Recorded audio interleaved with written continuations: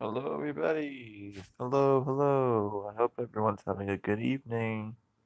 Hello, hello. You may have to turn your volume up. I'm not going to talk much louder than this. I'm not going to talk much louder than this, but I hope everyone is having a good evening. My friend Robert Meyer Burnett just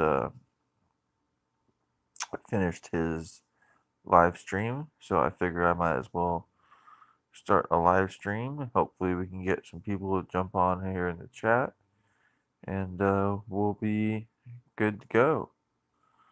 I want to thank all the new subscribers. One gentleman the other day, I think, put me over 10 subscribers, and then I have a new one, Jesse Kennedy. Glad to have him subscribing as well.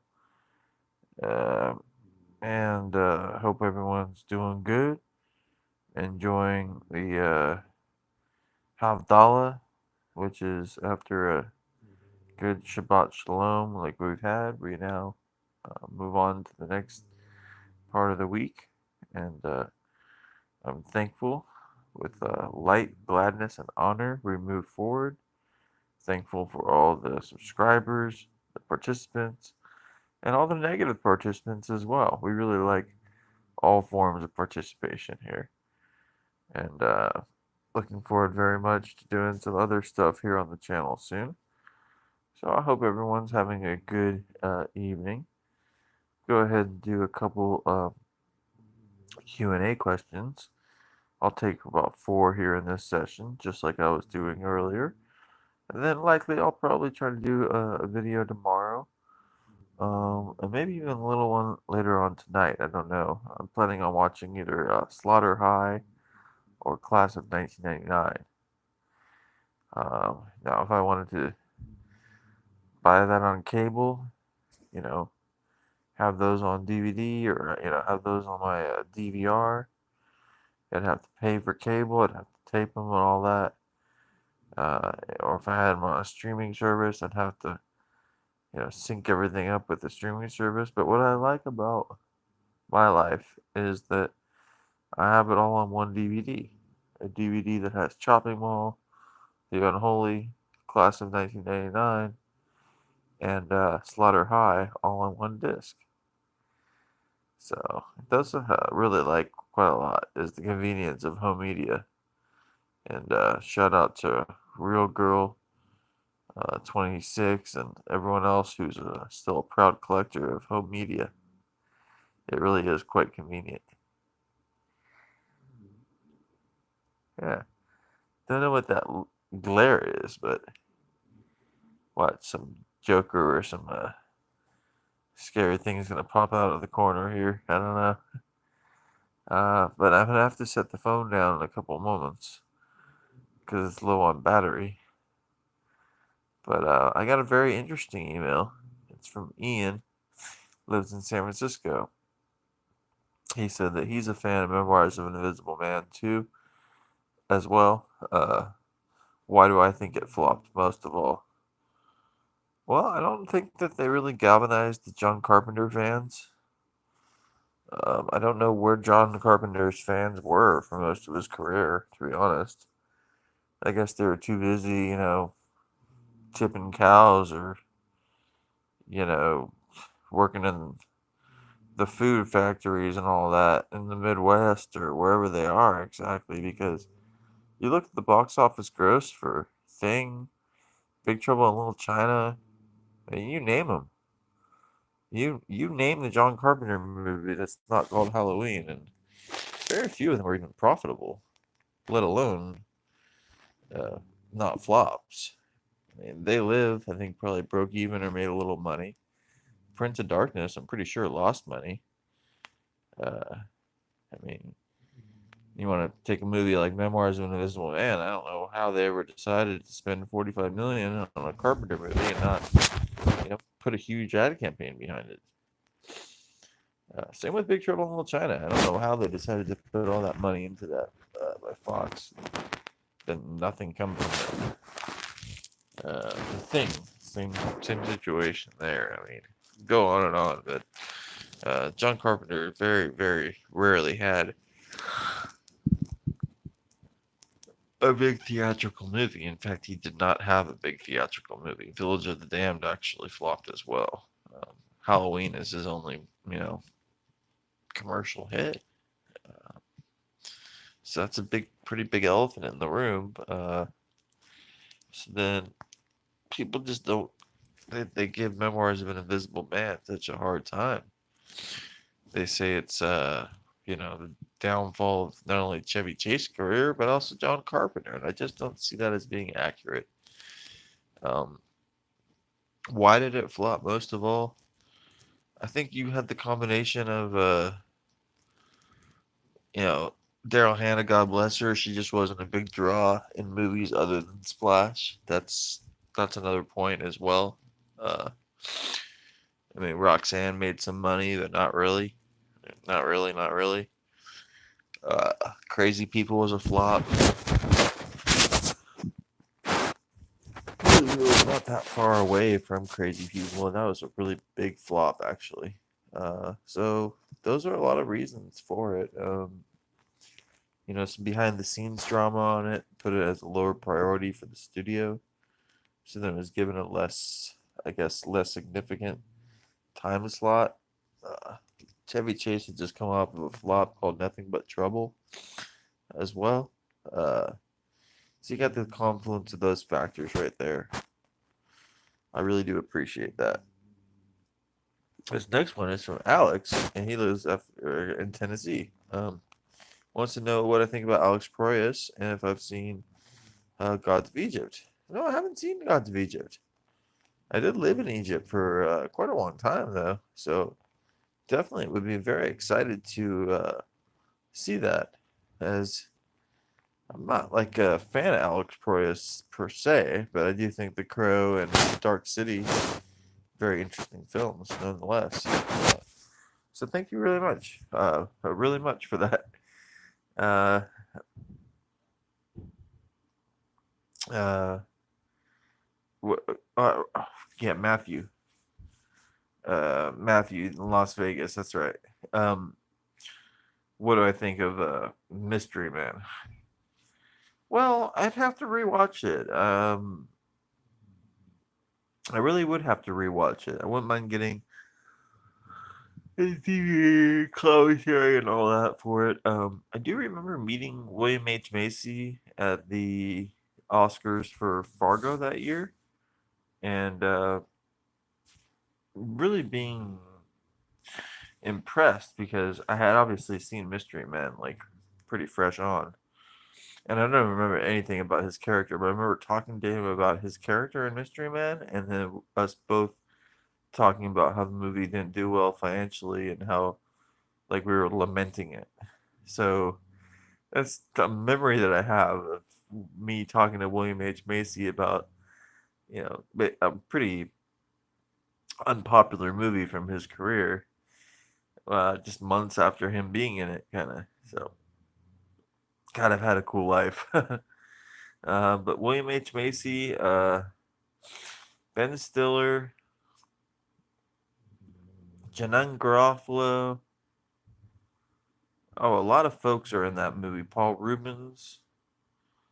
That's why I'd have to rewatch it again and get even more familiar with it. But I definitely saw it maybe 15 or 20 times when it came out. In theaters, no, I saw some parts of it in theaters. But on video, yes. Indeed, I saw it on video. And early days of cable, Mystery Man was on there quite a lot, of course. Thank you so much for that question as well. I really appreciate it there, out there in Las Vegas. Um, Final one is Sally, writing me from Oregon. She wanted to know about like what 2 year period in Frasier history do I think is the best? As you guys may or may not know, Frasier is probably one of my favorite, probably my favorite TV show, if not, one of my favorites. What 2 year period? That's a really, really unique question. Well, if we're playing like the range game, and you're gonna give me like a 1.5, 2 year period, I would say the last 8 episodes of season 2 all of season 3, and then like a good portion of season 4. So that was like the exact, you know, perfection of the show. Um, I don't know for sure. I think by season 4 or 5 is when they're getting involved, Niles and Daphne. I don't even want to say that in case people haven't watched it. But let the whole thing just watch over you. Go ahead and watch the show from the beginning.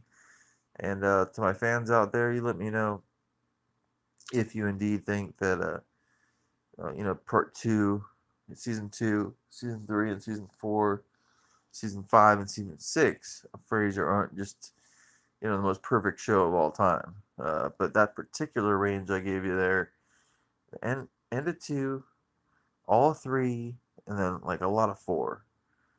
You'll find that to be quite a beautiful show indeed. And this will be the final question for this little session here. And we'll continue the Q&A. We'll do some more videos and discussion the next couple days ahead, as I've been saying. What was that final one? Oh yeah. Thank you so much for this. This is from Christina, and ladies and gentlemen, I've known Christina since 1986. She was in my kindergarten class. She married one of my best friends from junior high, and they actually have a whole group of children now. I mean, I don't know how to say it, but yeah, one of their children is a scientist. So gosh, that's pretty impressive. Um, and I really appreciate this question too. It's two parts to the question.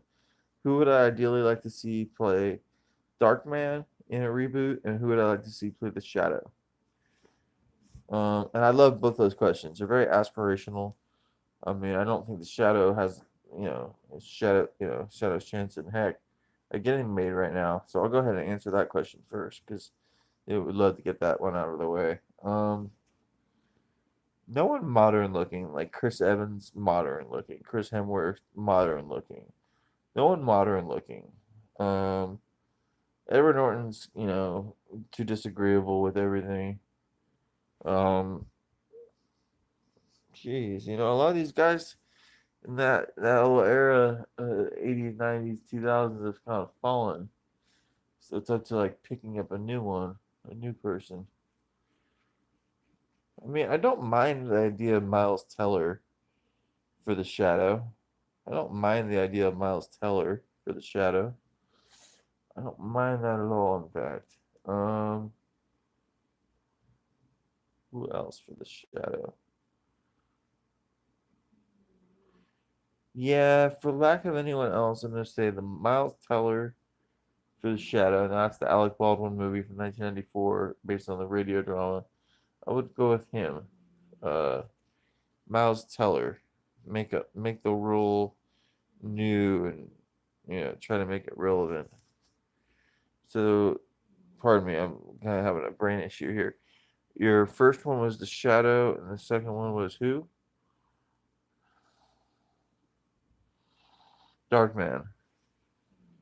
Of course, I was friends with uh, Larry Drake, who played the villain in the first one.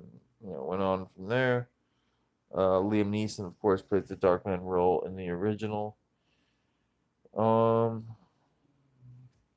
okay, well, someone like Mads Mikkelsen pops into mind, but then I say no. I just don't think that that's creative enough. Um, you want to take Darkman to another level, you have a black guy actually play him. But then that's gonna, change the name and all that. And the spirit of maybe what it is. I don't think so though. It's not like it's James Bond where it's kind of written in that it's a certain thing. And even that they're thinking about not making it that certain thing. So I'm still hot and the heavy of the rumor that Bradley Cooper is going to be the next James Bond, the first American to play it, because who's to say that it has to be so race based of casting to put a British in the Bond movie? And on that count, I want someone to play Darkman that's best for the role. So I think Idris Elba, his name pops up for so many different things. a guy like Lakeith Stanfield. His name pops up for a lot of different things. So those are the two guys I'd like to see most play Darkman. And then if we want to go with a more typical kind of casting, just to be sure, I wouldn't mind seeing Michael Pena in there. I mean, it's a guy that's not even white, black. Something else. So I'd like wouldn't mind seeing him in there. Really wouldn't mind seeing John Cho in there. Give all these guys an opportunity. And then finally, like a more generic choice, I guess, would be oh gosh, who is even a functional actor right now? It's a good point sometimes, huh? Uh, well, I mean, a chance for Gerard Butler, one last chance to revitalize his career.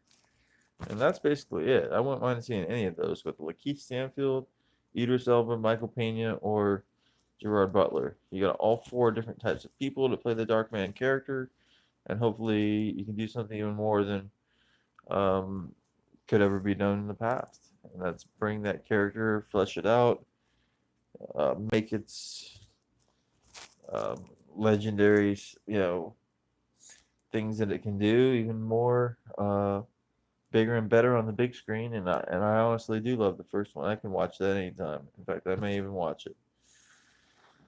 So I'm floating ahead in the dark here. Did a brief Q&A here, and God bless you all. Barbecue Network here, working on some special features for some movies next couple weeks. And thanks everyone out there. Robert Meyer Burnett channel, The Sausage Factory, Orc, etc. Um, and have a good afternoon, evening, and good night. Bye.